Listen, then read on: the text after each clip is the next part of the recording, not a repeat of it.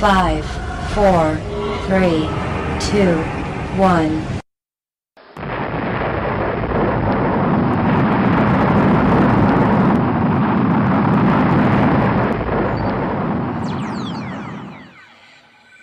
Este es un capítulo de Parlantes Literarios en la Máquina del Tiempo. Hola parlantes, estamos transmitiendo desde diferentes lugares de Colombia. Este es un espacio para amplificar las voces de los niños y las niñas que estamos en la onda de las letras y viajamos a través de historias conectando lo que pensamos y sentimos, lo que vivimos. Hoy contaremos con la participación de Mateo Díaz Rodríguez, desde aquí de Cali, Valle del Cauca, de la Escuela Normal Superior Farallones de Cali. Muy buenos días, mi nombre es Margin Zuley Méndez Sanabria, soy estudiante de la institución educativa del Resguardo, zona rural del municipio de Charalá, Santander. Muy buenos días, soy Gustavo Andrés Machitiva, estudiante del Carmen, sede del Carmen de Huasca, Cundinamarca.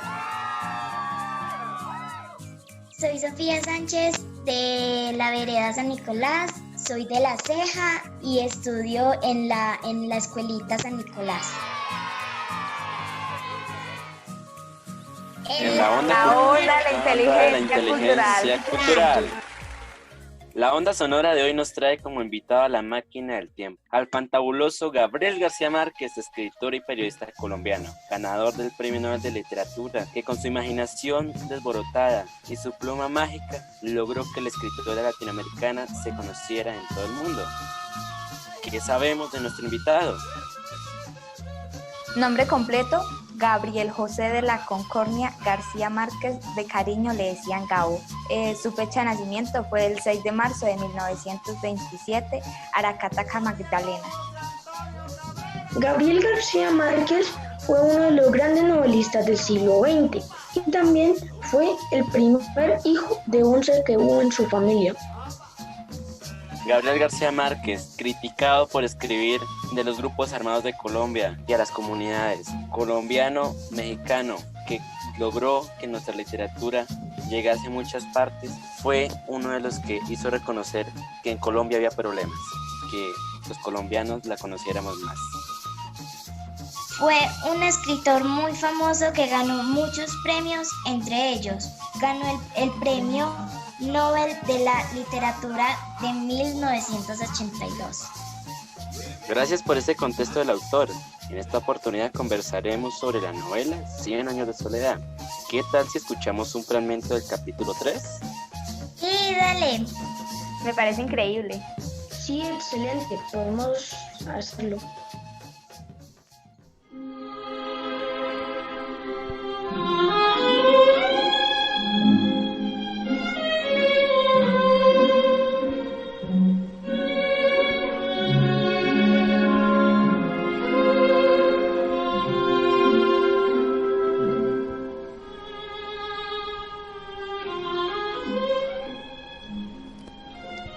El hijo de Pilar Ternera fue llevado a casa de sus abuelos a las 2 semanas de nacido. Úrsula lo admitió de mala gana, vencida una vez más por la terquedad de su marido, que no pudo tolerar la idea de que un retoño de su sangre quedara navegando a la deriva, pero impuso la condición de que se ocultara al niño su verdadera identidad. Aunque recibió el nombre de José Arcadio, terminaron por llamarlo simplemente Arcadio, para evitar confusiones. Había por aquella época tanta actividad en el pueblo y tantos trajines en la casa que el cuidado de los niños quedó relegado a un nivel secundario. Se los encomendaron a visitación, una india guajira que llegó al pueblo con un hermano, huyendo de una peste de insomnio que flagelaba a su tribu desde hacía varios años. Ambos eran tan dóciles y serviciales que Úrsula se hizo cargo de ellos para que la ayudaran en los oficios domésticos.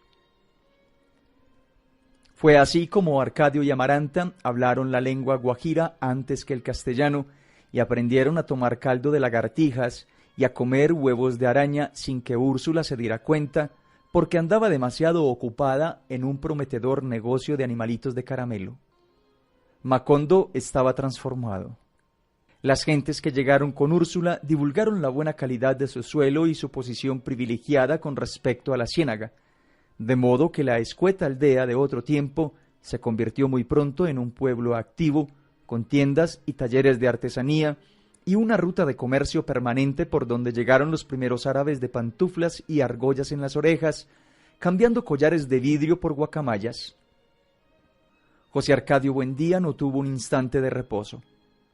Fascinado por una realidad inmediata que entonces le resultó más fantástica que el vasto universo de su imaginación, perdió todo interés por el laboratorio de alquimia, puso a descansar la materia extenuada por largos meses de manipulación y volvió a ser el hombre emprendedor de los primeros tiempos que decidía el trazado de las calles y la posición de las nuevas casas, de manera que nadie disfrutara de privilegios que no tuvieran todos. Adquirió tanta autoridad entre los recién llegados que no se echaron cimientos ni se pararon cercas sin consultárselo, y se determinó que fuera él quien dirigiera la repartición de la tierra.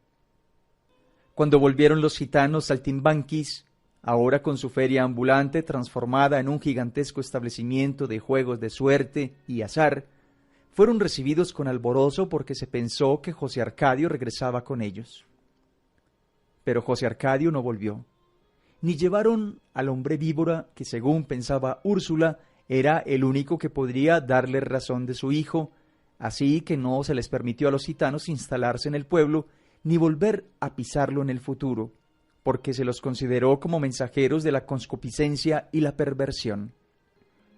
José Arcadio Buendía, sin embargo, fue explícito en el sentido de que la antigua tribu de Melquiades, que tanto contribuyó al engrandecimiento de la aldea con su milenaria sabiduría y sus fabulosos inventos, encontraría siempre las puertas abiertas.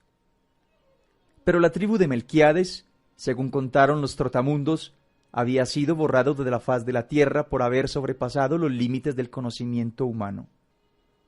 Emancipado al menos, por el momento, de las torturas de la fantasía, José Arcadio Buendía impuso en poco tiempo un estado de orden y trabajo, dentro del cual sólo se permitió una licencia: la liberación de los pájaros, que desde la época de la fundación alegraban el tiempo con sus flautas, y la instalación en su lugar de relojes musicales en todas las casas. Eran unos preciosos relojes de madera labrada que los árabes cambiaban por guacamayas, y que José Arcadio Buendía sincronizó con tanta precisión que cada media hora el pueblo se alegraba con los acordes progresivos de una misma pieza, hasta alcanzar la culminación de un mediodía exacto y unánime con el vals completo. Fue también José Arcadio Buendía quien decidió por esos años que en las calles del pueblo se sembraran almendros en vez de acacias, y quien descubrió, sin revelarlos nunca, los métodos para hacerlos eternos. Muchos años después, cuando Macondo fue un campamento de casas de madera y techos de zinc, todavía perduraban en las calles más antiguas los almendros rotos y polvorientos, aunque nadie sabía entonces quién los había sembrado. Mientras su padre ponía en orden el pueblo y su madre consolidaba el patrimonio doméstico con su maravillosa industria de gallitos y peces azucarados que 2 veces al día salían de la casa ensartados en palos de balso, Aureliano vivía horas interminables en el laboratorio abandonado, aprendiendo por pura investigación el arte de la platería. Se había estirado tanto que en poco tiempo dejó de servirle la ropa abandonada por su hermano y empezó a usar la de su padre, pero fue necesario que Visitación les cosiera alforzas a las camisas y sisas a los pantalones, porque Aureliano no había sacado la corpulencia de los otros. La adolescencia le había quitado la dulzura de la voz y lo había vuelto silencioso y definitivamente solitario. Pero en cambio, le había restituido la expresión intensa que tuvo en los ojos al nacer. Estaba tan concentrado en sus experimentos de platería que apenas sí abandonaba el laboratorio para comer. Preocupado por su ensimismamiento, José Arcadio Buendía le dio llaves de la casa y un poco de dinero, pensando que tal vez le hiciera falta una mujer. pero Aureliano gastó el dinero en ácido muriático para preparar agua regia y embelleció las llaves con un baño de oro. Sus exageraciones eran apenas comparables a las de Arcadio y Amaranta, que ya habían empezado a mudar los dientes y todavía andaban agarrados todo el día a las mantas de los indios, tercos en su decisión de no hablar el castellano, sino la lengua guajira. «No tienes de qué quejarte», le decía Úrsula a su marido. «Los hijos heredan las locuras de sus padres».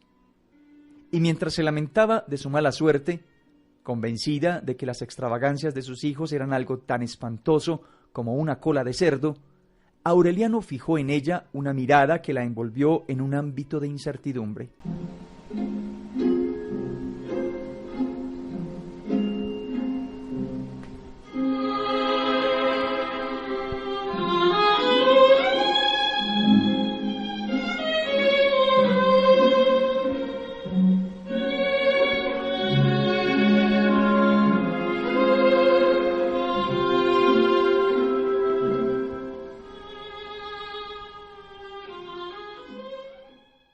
Después de escuchar este fragmento, llegó el momento de hablar. Para esto vamos a organizar el turno de la palabra. La idea es que podamos compartir qué fue lo que más nos llamó la atención y cómo la relacionamos con lo que sucede en la vida. Yo, Margin, pido la palabra. Yo, Mateo, pido la palabra. Yo, Sofía, pido la palabra. Y por último, pido la palabra. De acuerdo con la metodología de la tertulia ideológica, el turno de la palabra es el siguiente. En primer lugar tenemos a nuestra compañera Margin, en segundo Mateo y en tercer Sofía. Y por último, quien les habla. A continuación le voy a dar la palabra a nuestra compañera Margin. Gracias.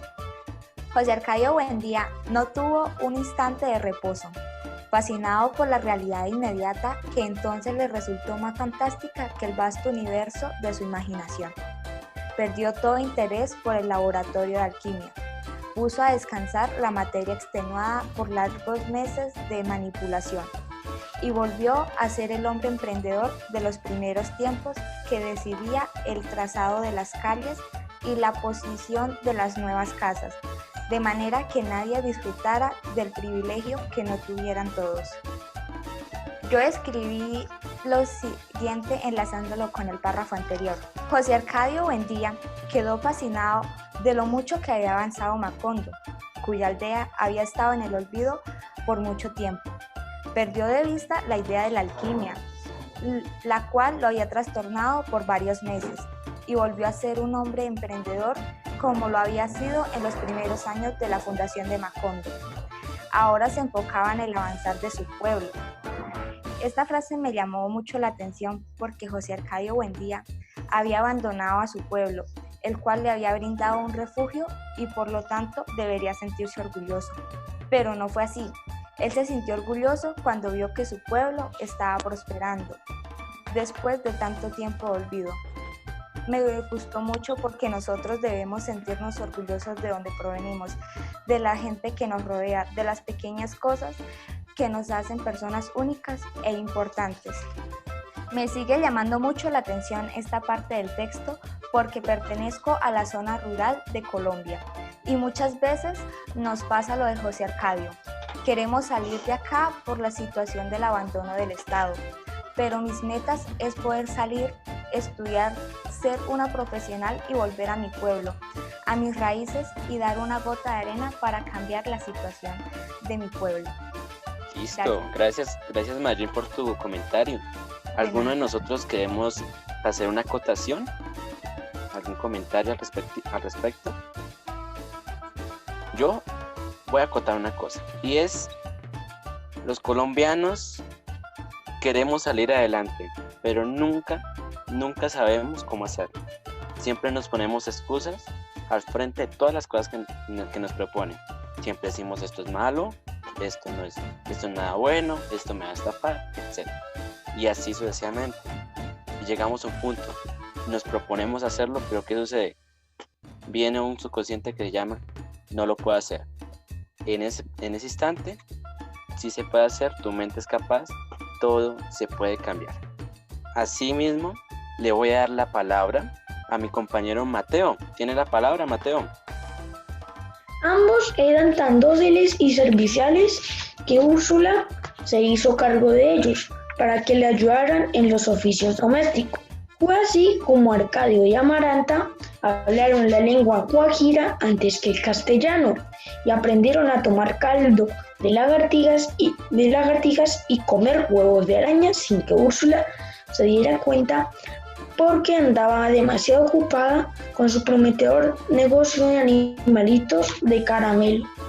¿Qué me llamó la atención? Me llamó la atención de este párrafo lo que fue que Arcadio y Amaranta aprendieran a hablar el guajiro de visitación de la India guajira porque ellos pasaban más tiempo con ella. ¿Cómo lo relaciono en la vida cotidiana?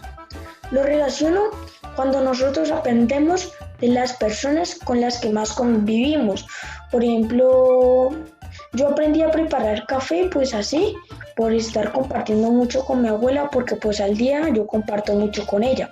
Entonces así lo relacionaría. ¿Algún comentario al respecto del párrafo de nuestro compañero? Me llama mucho la atención del párrafo que él escogió, porque lo que él dice, nosotros aprendemos muchas cosas cuando estamos cerca de una persona. Por ejemplo, lo relaciono con mi vida. Mi mamá es una artesana. Yo estoy desde, yo creo, de los 8 años y pues tengo 15 años y he aprendido esta labor gracias a que ellas me explican lo que hacen y cómo lo realizan. Y me parece fantástico que nosotros podamos aprender estos métodos. Gracias, Magín, por tu comentario. Asimismo, cerrando esta parte, le queda la palabra a mi compañera Sofía. Lee tu párrafo, ¿por qué te gustó? Los hijos heredan las locuras de sus padres y mientras se lamentaba de su mala suerte, convencida de que las extravagancias de sus hijos eran algo espantoso, como una cola de cerdo, Aureliano fijó en ella una mirada que la envolvió en un ámbito de incertidumbre. A mí me gusta este párrafo porque hay muchos niños que hacen lo que hacen los padres, hay otros niños que hacen lo que hacen las madres y yo hago todo lo que hace mi mamá. Yo lo relaciono con mi mamá en las manualidades y me gusta mucho hacerle vestidos a mis muñecas y espero algún día tener tela para hacerle un vestido a mi mamá. Sofía, y cuéntame, ¿tu madre qué oficio tiene? Ella hace manualidades. ¿Qué tipo de manualidades específicamente? Me ha hecho portalápices y uno muy bonito que me encantó fue uno de flor, súper bonito. Wow, increíble. ¿Algún compañero que nos quiera acotar algo al párrafo que nos comentó Sofía? Hubo una coincidencia aquí. Yo escogí el mismo párrafo de mi compañera Sofía para ser más cortos. ¿Por qué me gustó y cómo lo relaciono con la vida real? Y es que en Colombia hay artesanías y la obra de Gabriel García Márquez, en el sentido de 100 años de soledad, nos presentan dos situaciones: masacres, nos presentan acciones en las cuales los seres humanos nos hemos visto propuestos ahí, y ahí mismo nos dice cómo la cultura se representa a través de las artesanías, a través de lo que viene a ser la literatura latinoamericana y asimismo lo que viene a representarnos como colombianos. Ya terminando este espacio, damos por terminada esta tertulia sobre esta bella obra que se llama 100 años de soledad, de nuestro escritor Gabriel García Márquez. Ahora una pregunta sobre la inteligencia cultural, es decir, sobre aquellos saberes ancestrales, populares o académicos que tenemos o hemos heredado. ¿Qué cosas son tradicionales donde viven y han sido heredadas? Por ejemplo, una tradición de aquí, pues, de donde yo vivo, por el terreno de la región pacífica, es el Petronio Álvarez, donde se celebra con música tradicional de la región y gastronomía, donde hacen un evento, donde venden ropa y artesanías. También se puede comer la comida típica de aquí y también pues hay conciertos sobre la música típica. Gracias, Mateo, por tu aporte. Le doy la palabra a Sofía.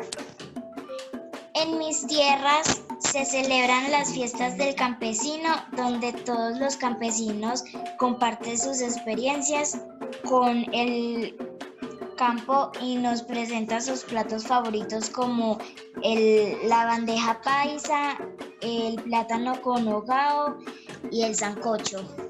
Gracias, Sofi, por tu aporte. Te doy la palabra, Gustavo.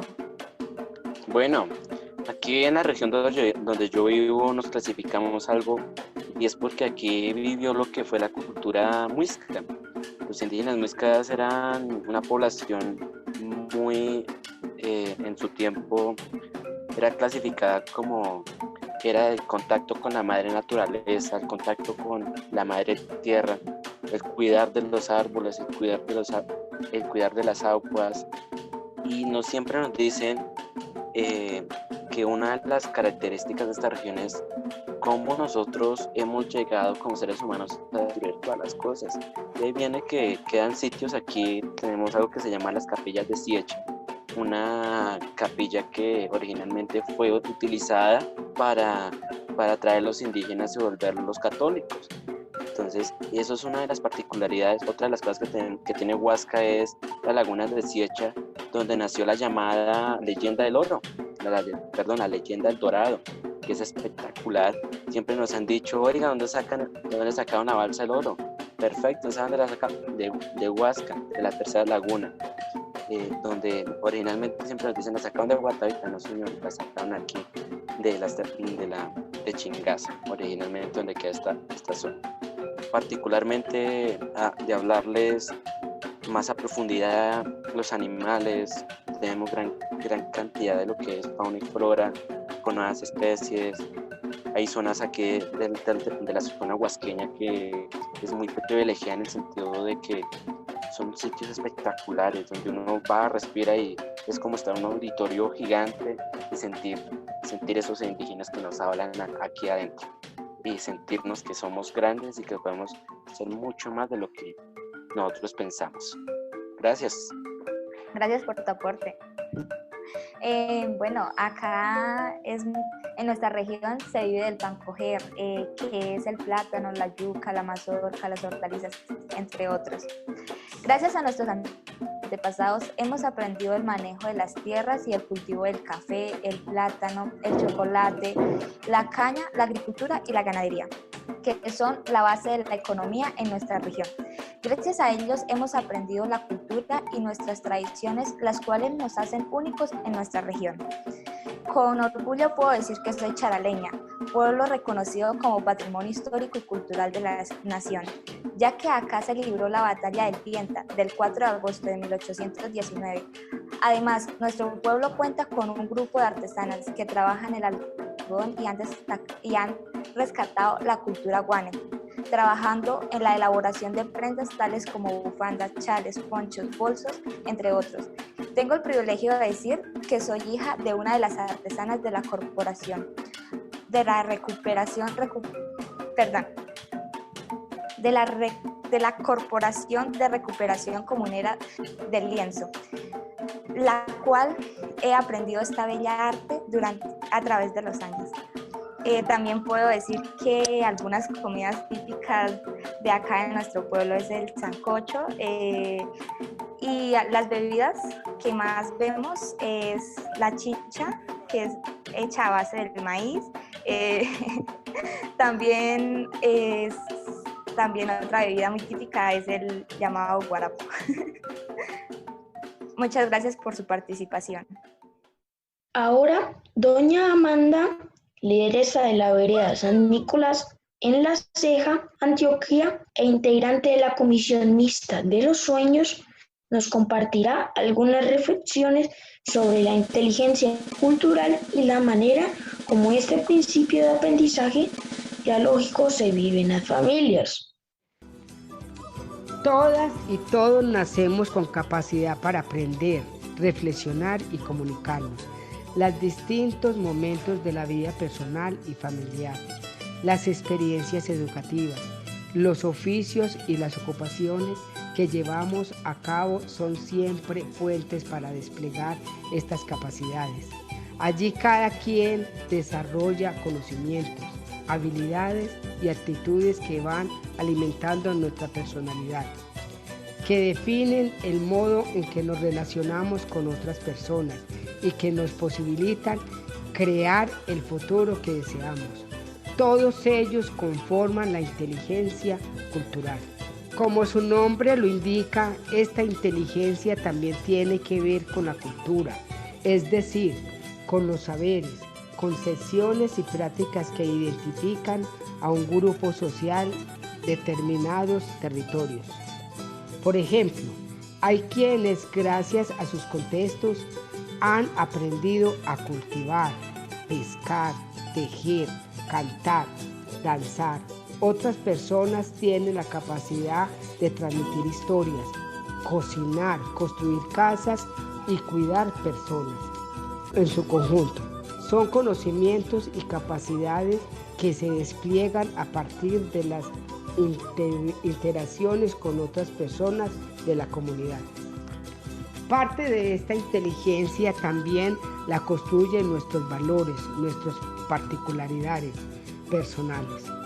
La paciencia, la sensatez, la capacidad para comunicarnos, la actitud colaborativa, la escucha atenta, el respeto a las diferencias y a muchas obras.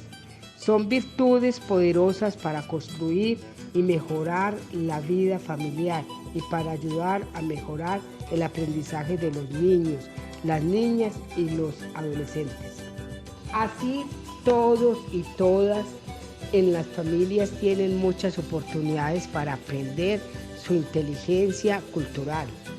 A la hora de labores académicas de los estudiantes, por ejemplo, madres, padres y abuelos, pueden enseñar sus oficios y a su vez conectarlos con las tareas escolares. También pueden participar del proceso educativo de sus hijos y de sus hijas a través de la escucha atenta, de las preguntas para ampliar las comprensiones de sus temas, del comportamiento y la generación de la confianza para que los niños y niñas puedan lograr sus responsabilidades.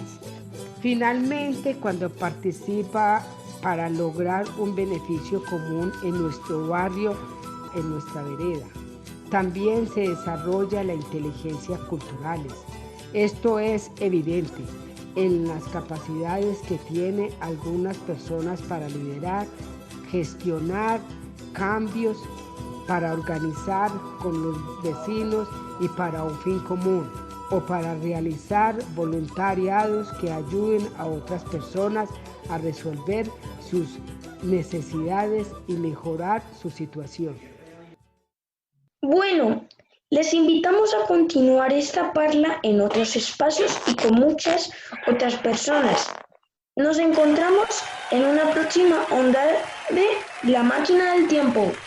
Chao, hasta la próxima. Chao, hasta la próxima. Hasta la próxima. Chao, hasta la próxima. Este es un capítulo de Parlantes Literarios en La Máquina del Tiempo.